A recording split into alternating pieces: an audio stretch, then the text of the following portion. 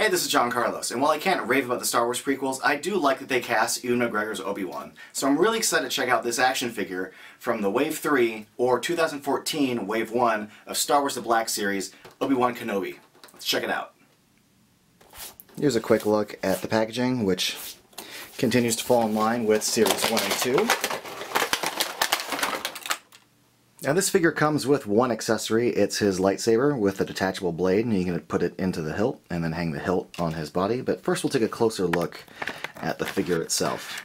First we'll take a look at his head, which I will say this, the figure looks better than it does in the initial photos that they released. Like those prototype photos looked like doo-doo. This looks better. Having said that it looks better, on its own terms, I think this head is just alright compared to what they did in Series 1 and 2 with like Luke and Darth Maul and even Han Solo and Greedo especially.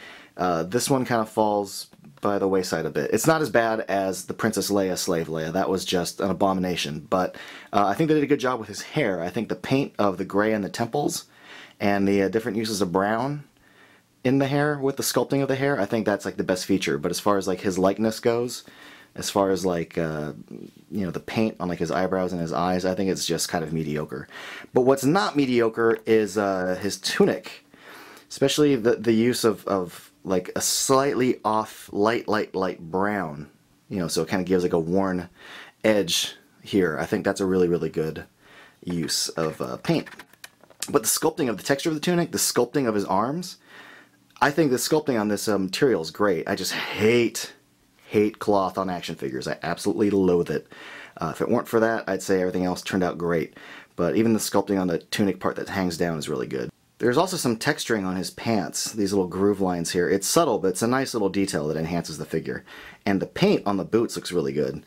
I'm very happy with how these boots turned out and how well they hide the joints. You've got the hinges here, and you've got the swivel. The right foot's a little tighter, so I'm going to have to maybe get a blow dryer and soften that up. Maybe some warm water. But the double knee joints are all working out really well.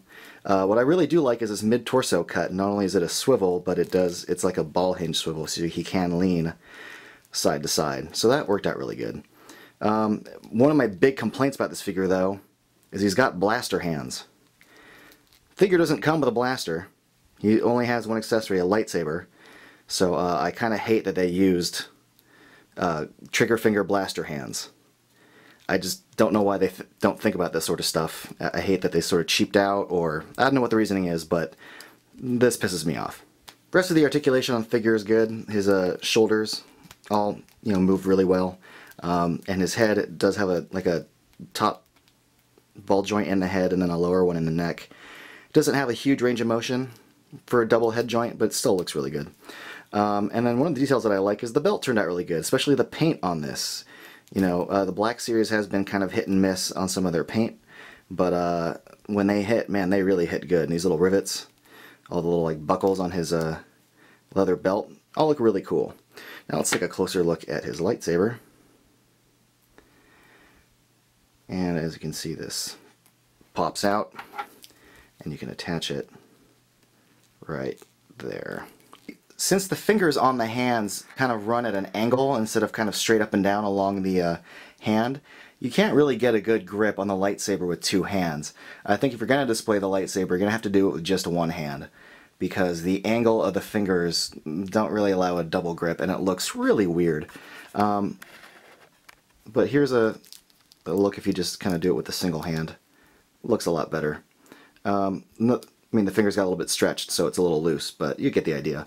Another little nitpick I found with this in trying to pose it is the hinged feet. This little strap that goes across the top here kind of limits the range of motion of the boot itself. So if you're trying to lean him forward into like a more actiony pose, and you want to bend the knees to compensate it, you can't get much of a bend at the ankle. So that's kind of a disappointment. I'm hoping this would go up further. Now, if they'd included the blaster that he shoots General Grievous with, then I could have justified the trigger finger hands. Other than that, though, I can't deny that I like this figure. It's got a good sculpt, I like the paint on the tunic, and even though it's a simple figure, it's got a pretty strong presence just standing there on the shelf. I hope they do one with a robe someday, maybe from Episode 2, and I certainly hope they do an Alec Guinness Obi-Wan figure.